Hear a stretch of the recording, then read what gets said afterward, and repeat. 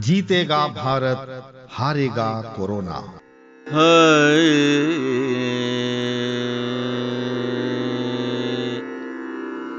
Corona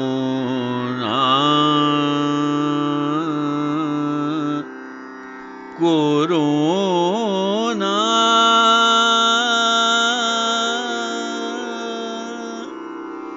corona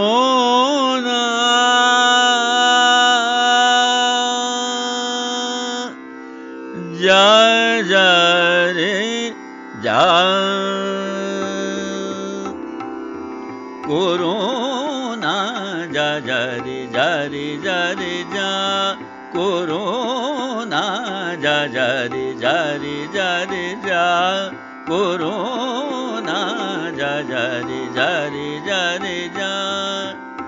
कहाँ से आया कहाँ से आया कहाँ से आया तू दुनिया से जा कोरोना जा जा रे जा रे जा रे जा कोरोना जा जा रे जा रे जा रे जा। प्रस्तुत है कोरोना से संघर्ष पर केंद्रित आकाशवाणी गोरखपुर की ये प्रस्तुति। कहाँ से आया तू दुनिया से जा कोरोना जा जा रे जा रे जा रे जा कोरोना जा जा रे जा रे जा रे जा। श्रोताओं नमस्कार। हारेगा कोरोना जीतेगा भारत के एक नए अंक के साथ आपके समक्ष पुनः हम उपस्थित हैं। आज के अंक में हम दो बातचीत आपको सुनवा रहे हैं। पहली बातचीत है गोरखनाथ मंदिर गोरखपुर के प्रबंधक श्री द्वारिका तिवारी जी के साथ और दूसरी बातचीत है नौतनवा नगर पालिका के चेयरमैन श्री गुड्डू खान के साथ। श्रोताओं, इस लॉकडाउन के दौरान जितनी समस्याएं आम आदमी अपने घरों में रहकर झेल रहा है, उससे कहीं ज्यादा तकलीफ उन लोगों को है जो घरों के बाहर हैं, जो मजदूर हैं, जो दूर दराज के क्षेत्रों से यहाँ आए हैं और उनको खाने पीने, रहने और अपना इलाज कराने की समस्याएं हो रही हैं। ऐसे में गोरखनाथ मंदिर ने लिए उनके सेवार्थ बहुत सारे कार्य किए हैं। इसी प्रकार भारत नेपाल की अंतर्राष्ट्रीय सीमा पर भी ऐसे बहुत सारे लोक कल्याणकारी कार्य किए गए हैं, जिसमें न केवल नेपाल की ओर जाने वाले श्रमिकों या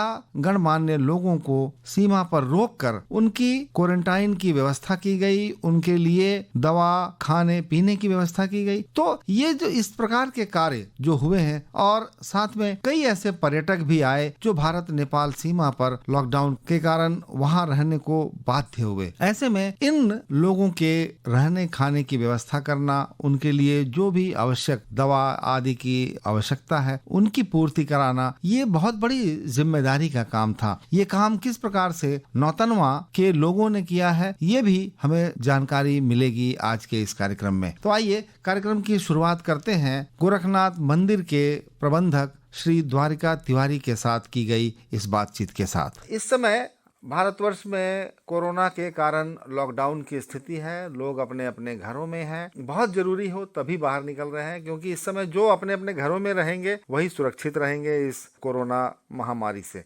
ऐसे में गोरखपुर क्षेत्र की क्या स्थिति है, किस प्रकार से यहाँ पे लोग अपने आप को सुरक्षित किए हैं, इसको जानने के लिए हमने संपर्क किया गोरखनाथ मंदिर में मंदिर प्रबंधक श्री द्वारिका तिवारी जी से। द्वारिका जी, आपका बहुत बहुत स्वागत है।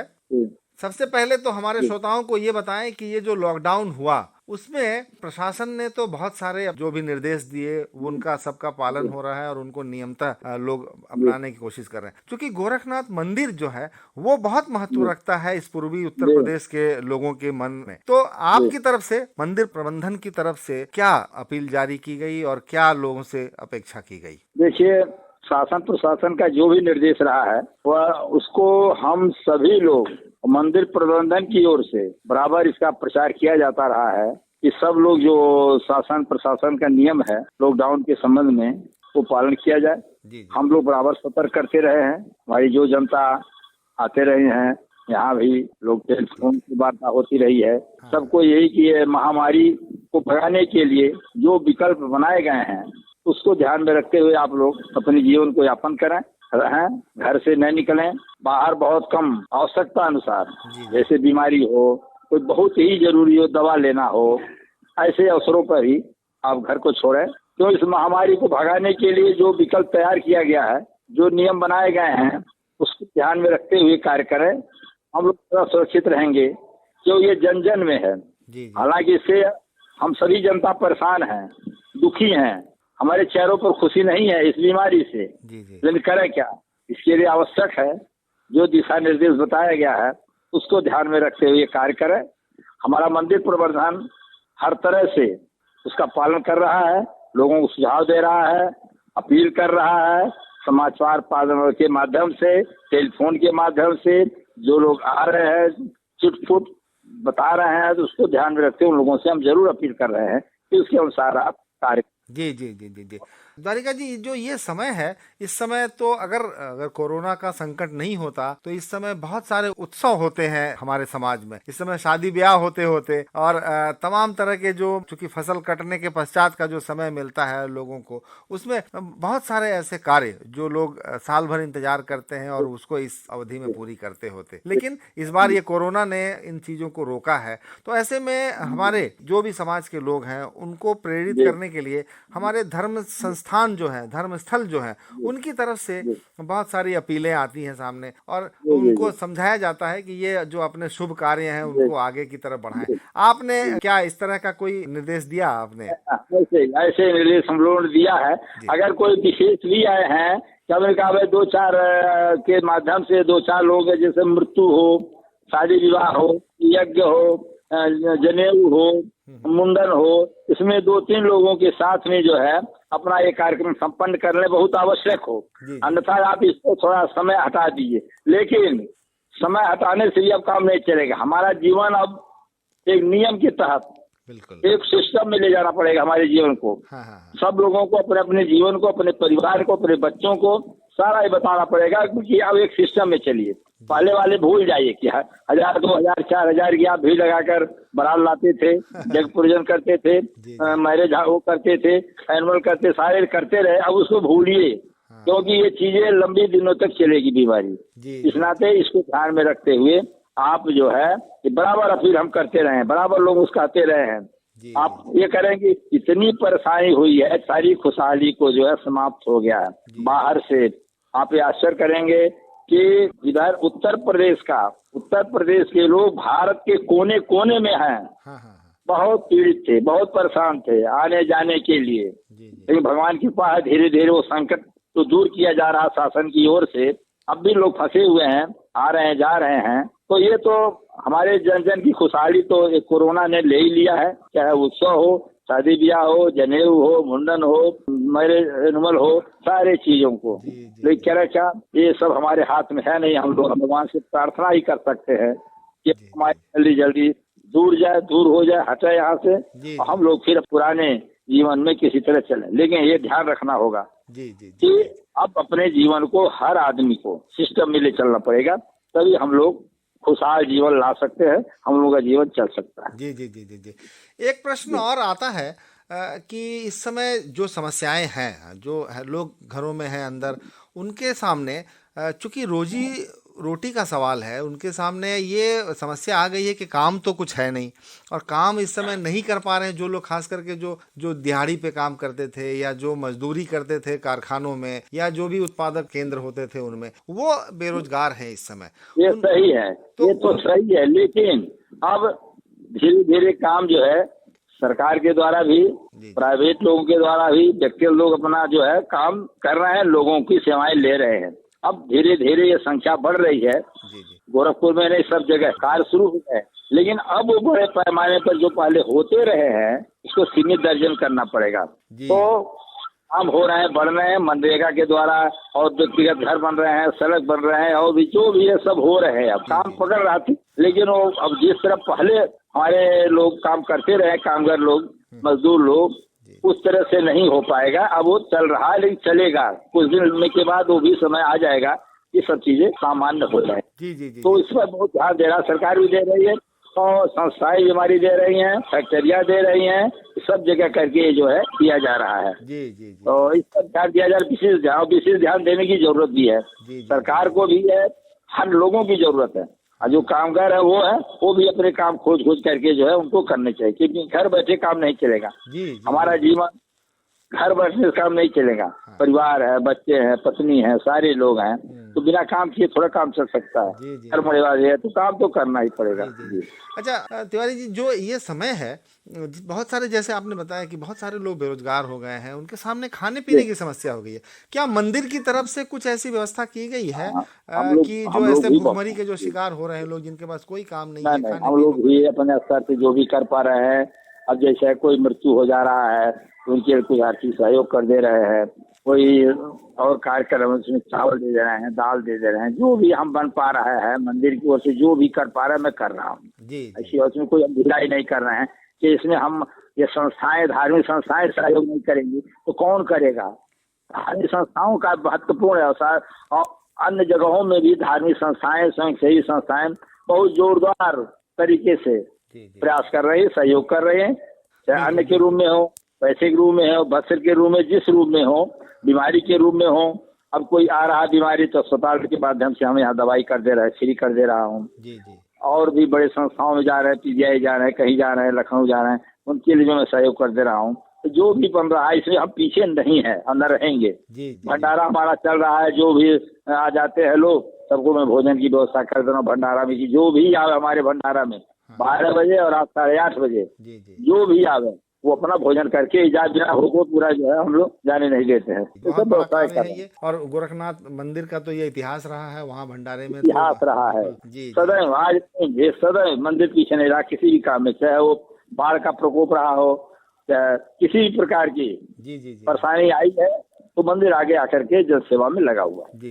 तिवारी जी, चलते चलते आप हमारे श्रोताओं से क्या कहेंगे इस संकट काल में? हम यही अपील करेंगे, सबसे अनुरोध कर रहे हैं, विनम्र अनुरोध कर रहे हैं कि जो शासन प्रशासन के नियम बना हुआ है कोरोना बीमारी के लिए, उसके लिए उसी अनुसार वो अपना रहन सहन खान पान, हमारी 4 चीजें महत्वपूर्ण हैं, रहन सहन खान पान, हम किस तरह रहे, किस तरह भोजन करें, किस तरह चले फिरे, उसको ध्यान में रखते हुए अपना बाहर निकले, घर में रहे, बाहर निकले।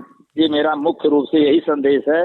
सब लोग अपने अपने अनुसार, नियम के अनुसार घर में रहें, बाहर न निकलें, आवश्यकता पड़ने पर बाहर जाएं, जो जरूरी है वो कार्य करें और काम भी करें उसको ध्यान में रखते हुए। ये नहीं कि घर बैठे रहे, बीमारी के नाम पर घर बैठे रहे, रोजगार भी खोजें, रोजगार भी करें, चाहे वो खेती माध्यम हो या काम करने के माध्यम, जो भी माध्यम हो, जो भी उनको अनुकूल रहेगा वो काम भी करें, लेकिन ये शासन प्रशासन का महाबीमारी को देखते हुए वो कार्य करें। जी मेरा जी, बहुत अच्छा द्वारिका तिवारी जी, आपने हमारे श्रोताओं से बात की और इतनी अच्छी बातें आपने बताई। आपका हमसे बात करने के लिए बहुत बहुत धन्यवाद। ये थे श्री द्वारिका तिवारी, गोरखनाथ मंदिर गोरखपुर के मंदिर प्रबंधक। और अब आइए छविलाल पाल और साथियों की आवाज में सुनते हैं ये लोकगीत।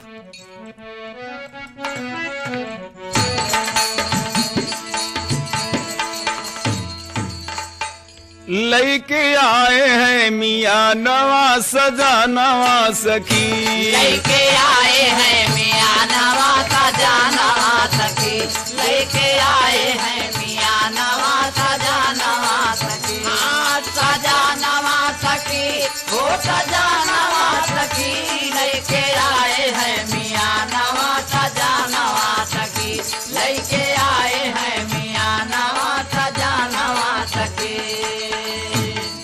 आए गौन लेने निर्मोहिया संग में 4 कहार, बालेपन की सखी सहेली, अरे कई दमोर सिंगार, प्यार के पहनावा गहानवा सजानवा सखी, प्यार के पहनावा गहानवा सजानवा सखी, प्यार के पहनावा गहानवा सजानवा सजानवा सखी, हो सजानवा सखी, प्यार के पहनावा गहानवा सजानवा सखी, प्यार के पहनावा गहानवा सजानवा सखी। धर्म के कागन दोनों कलई प्रेम के रचा मेहनिया कान के बाला गले में माला अरे पहिनावा झुलनिया पनिया बरसला नया नवा सजा नवा सखी पनिया बरसेला नया नवा सजा नवा सखी पनिया बरसेला नया नवा सजा नवा सखी सजा नवा सखी हो सजा नवा सखी पनिया बरसेला नया नवा सजा नवा सखी पनिया बरसेला नया नवा सजा नवा सखी लागे ने एक बहाना ससुरे जाना परे जरूर बारे साजन वे निर्मोहिया अरे माफ न करे कसूर दूर से मारे हमके तानवा सजानवा सजी दूर से मारे हमके तानवा सजानवा सखी दूर से मारे हमके तानवा सजानवा हो सजानवा सखी हो सजानवा सखी दूर से मारे हमके तानवा सजानवा सखी दूर से मारे हमके। कार्यक्रम को जारी रखते हुए आइए अब सुनते हैं नगरपालिका नौतनवा के चेयरमैन श्री गुड्डू खान से की गई ये बातचीत। इस समय कोरोना के कारण लॉकडाउन की स्थिति है और पूरे भारतवर्ष में लोगों में अपने अपने घरों में रहकर अपने कार्य करने की मजबूरी है। दूसरी तरफ देश के विभिन्न महानगरों से विभिन्न राज्यों से श्रमिकों का एक क्षेत्र से दूसरे क्षेत्र की ओर बड़ी संख्या में पलायन हो रहा है। कुछ इनमें ऐसे भी श्रमिक हैं, कुछ ऐसे और लोग भी हैं जो कि अंतर्राष्ट्रीय लोग माने जाएंगे, जो कि भारतवर्ष छोड़कर अपने देश जो मूल देश उनका है वहां जाने का प्रयास कर रहे हैं। ऐसे में बहुत सारी समस्याएं हैं, उनको उचित तरीके से बीमारी से बचाते हुए उनको अपने अपने घरों को भेजना और सीमाओं पर उनकी पूरी जांच होना, ये बहुत सारे ऐसे प्रश्न हैं जिनको लेके लोगों में बहुत सारी उत्सुकताएं हैं और बहुत सारी चिंताएं हैं। इन्हीं प्रश्नों के उत्तर देने के लिए हमारे साथ नौतनवा नगर पालिका के अध्यक्ष अर्थात चेयरमैन श्री गुड्डू खान जी हमारे साथ हैं। गुड्डू जी, आपका बहुत बहुत स्वागत है हमारे इस कार्यक्रम में। जी सर, बहुत बहुत धन्यवाद सर, बहुत बहुत धन्यवाद। गुड्डू जी, आप बताएं कि नौतनवा जो क्षेत्र है वहाँ के थोड़ा भूगोल के विषय में बताइए कि ये कहाँ पर स्थित है, बॉर्डर से कितना दूर है और आपके का जो नगर पालिका का जो क्षेत्र है वो कितना विस्तार लिए हुए है। मैं महाराजगंज जनपद, पहले हम लोग का गोरखपुर जनपद था, जी जी, महाराजगंज जनपद हो गया। मैं जहाँ रहता हूँ वहाँ से 8 किलोमीटर दूर सुनौली बॉर्डर है। सुनौली बॉर्डर नेपाल का अंतर्राष्ट्रीय बॉर्डर है। पूरे भारत की बसें यहाँ चलती हैं सुनौली में। और नेपाल से जो श्रमिक हैं, नेपाल से जो काम करने वाले लोग हैं, वो भारत में बहुत अधिक हैं। जब से ये महामारी कोरोना आई, लोग मजदूर अपने घरों को जाने के लिए निकल पड़े। उसमें ज्यादा नेपाली मजदूर नेपाल अपने निवासियों को, अपने सिटीजन को लेने से इनकार कर दिया। ऐसे में माननीय परम पूज्य योगी आदित्यनाथ जी महाराज ने ये निर्देशित किया कि जितने भी श्रमिक है, जितने भी मजदूर है, नेपाल सरकार नहीं ले रही है, उनको हम क्वारंटाइन कराएंगे अपने स्कूलों में। नौतनवा के समस्त स्कूलों में 2500 नेपाली यहाँ आए। उत्तर प्रदेश सरकार के निर्देश पर, जिलाधिकारी माननीय उज्जवल कुमार जी के निर्देश पर सभी को भोजन की व्यवस्था, रहने की व्यवस्था, थर्मल स्कैनिंग और उसकी जांच कराकर हम लोगों ने उनको रखा। और आपसे बताना चाहते हैं कि भारत नेपाल सीमा, अंतर्राष्ट्रीय जो सीमा है सुनौली बॉर्डर, भारत का संबंध निहायत ही प्रगाढ़ और निहायत ही अच्छा संबंध है। जितना तराई क्षेत्र में जो नेपाल बसा है, सबकी रिश्तेदारी नौतनवा में है। अगर बेटी वहाँ की है तो बेटा यहाँ का है, बेटा यहाँ का है तो बेटी वहाँ की है, बहनें गई, भांजियां गई, भतीजियां गई, सारे लोगों का एक रिलेशनशिप नेपाल से नौतनवा में जुड़ा हुआ है। सराउंडिंग जो है वो नौतनवा के किनारे किनारे का क्षेत्र सब नेपाल से लगा हुआ है। इसलिए नेपाली नागरिक जो 2500 आए, उनको उत्तर प्रदेश सरकार ने पूरी ईमानदारी से अपना सिटीजन मानते हुए, भारत का हृदय तो कितना विशाल है आप जानते हैं, माननीय मुख्यमंत्री जी के निर्देश पर उनको खाना खिलाया जा रहा है, उनको अच्छे से रखा जा रहा है।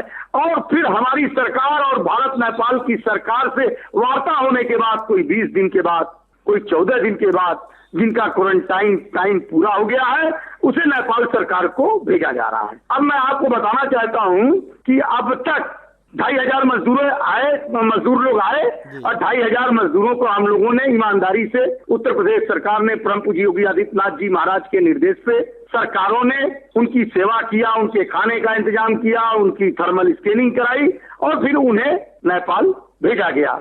सरकार ने, जब उनकी सरकार ने हमें मांगा, उनको मांगा, असंतोष भी जारी किया लोगों ने, नेपाली नागरिकों ने, कि नेपाल जो है वो हम ही को नहीं ले रहा है और भारत जो है हमें यहाँ क्वारंटीन करा के हमारे खाने की, हमारी रहने की, हमारे इलाज की व्यवस्था करा रही है। तो भाई साहब ये बताना चाहते हैं आपसे कि आज के डेट में जो मजदूर 2,500 थे उनको नेपाल सरकार धीरे धीरे ले रही है और अब जो मजदूर यहाँ हैं विभिन्न स्कूलों में 275 मजदूर अभी भी नौतनवा में हैं, उनका क्वारंटाइन पूरा होगा, लिखा पढ़ी होगी, उसके बाद उनको भेजा जाएगा। ये हमारा अंतर्राष्ट्रीय नेपाल भारत से सटा हुआ देश और हम लोग का रिश्ता, हम लोग का संबंध इस कोरोना जैसी महामारी में, जहां हमें सोशल डिस्टेंसिंग मेंटेन करना है, जहां हमें भीड़ भाड़ से बचना है, दूरी का पालन करना है।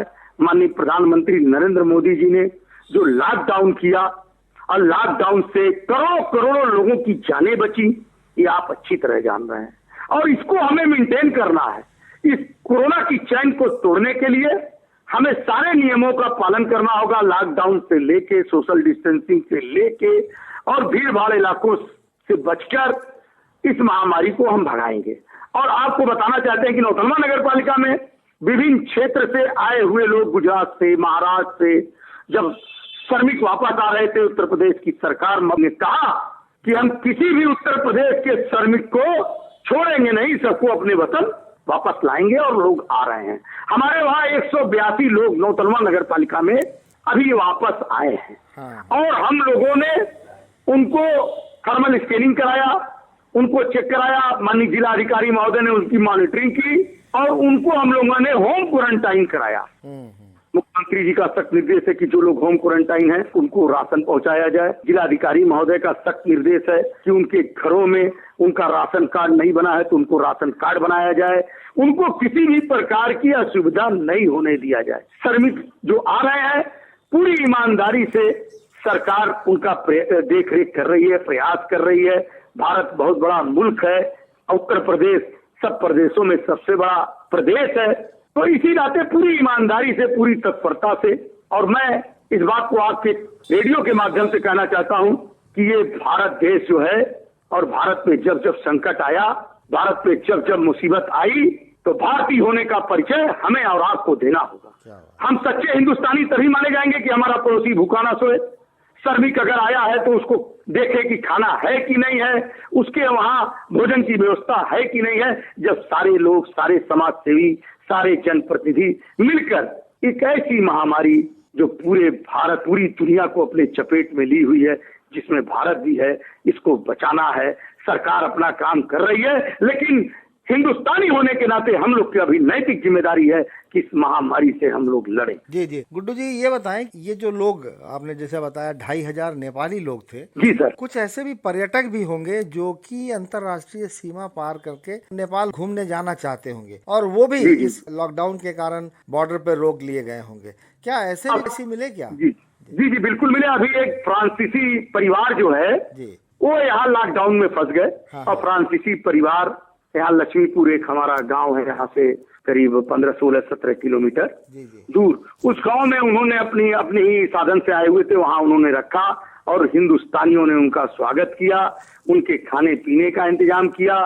सरकारें उनको देखने के लिए गई, जिलाधिकारी महोदय ने अधिकारियों को भेज के उनके खाने पीने का इंतजाम किया। आज भी वो यहाँ है। अच्छा। और उनका ये कहना है कि जब लॉकडाउन खुलेगा तो हम नेपाल घूमते हुए फिर अपने वतन वापसी जाएंगे।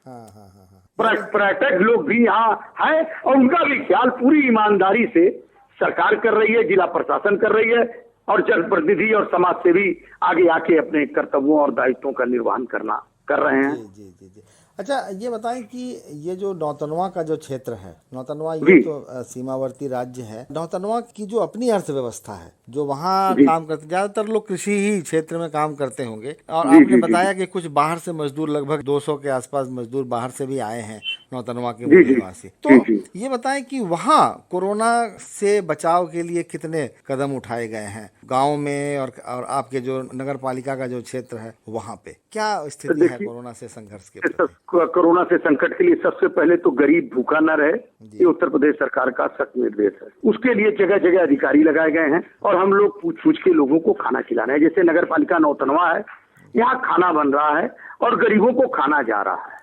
जहाँ भी सूचनाएं आ रही उनको खाना दिया जा रहा है। जो लोग गांव में हैं, जो लोग बाहर से आए हुए हैं, अभी क्वारंटीन है, वो लोग घर के अंदर है, होम क्वारंटीन है, और उनको भी सरकारें देख रही हैं, खाने का इंतजाम कर रही हैं, उनके रहने का इंतजाम कर रही हैं, उनकी व्यवस्थाओं को चेक किया जा रहा है। यहाँ तक कि अभी एक निर्देश जारी किया है माननीय जिलाधिकारी महोदय ने कि उत्तर प्रदेश सरकार ने ये निर्देश दिया है कि जो भी श्रमिक आए हैं उनका राशन कार्ड मौके पे ही बना दिया जाए अगर बना नहीं है।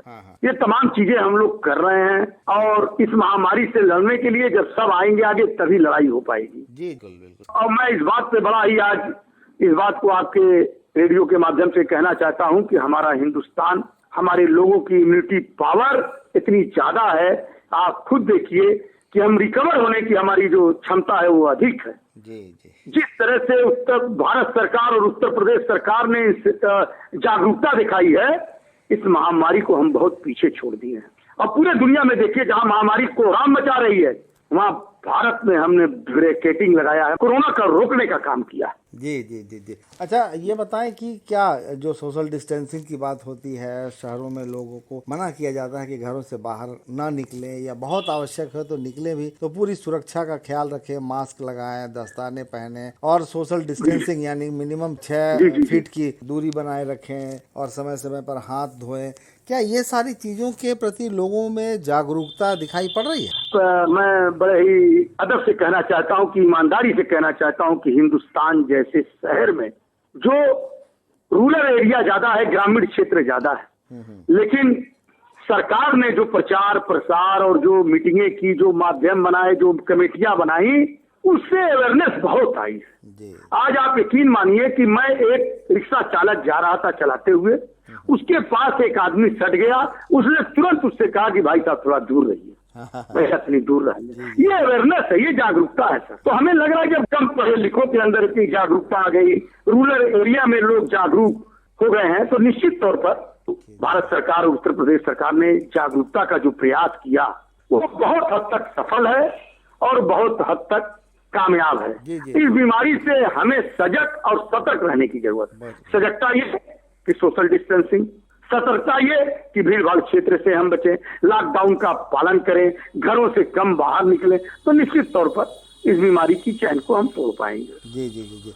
अच्छा गुड्डू जी ये बताएं कि ये सारा जो कार्य आप करा रहे हैं वहाँ पे लोगों के खाने पीने का इंतजाम करना, उनके ठहरने का इंतजाम करना, उनके लिए जो भी साफ सफाई और जो भी आवश्यक चीजें हैं उसकी व्यवस्था आप करा रहे हैं, इसमें सरकारी मदद आपको कितनी मिली और आपने अपने व्यवस्था के तहत अपने चंदा या स्वयं के फंड से काम करना, ये कितना हुआ है ये सब चीजें यहाँ? मैं आपको बता दूं ईमानदारी से सरकार पूरे तत्पर है। देखिए जहाँ फ्री राशन चल रहे हैं 3-3 महीने, सरकार तो दिल खोल के खर्च कर रही है, लेकिन मुझे ये कहने में बड़ा फक्र हो रहा है कि भारत ऐसा देश है कि यहाँ समाज सेवी संगठन, जनप्रतिनिधि और तमाम ऐसे लोग जो किसी को भूखा देख रहे हैं तो उसके घर राशन पहुंचा दे रहे हैं, किसी के बीमार है तो उनको दवा पहुंचा दे रहे हैं। ये भारत एक बहुत ही विशाल देश है, बहुत ही कोमल हृदय का देश है।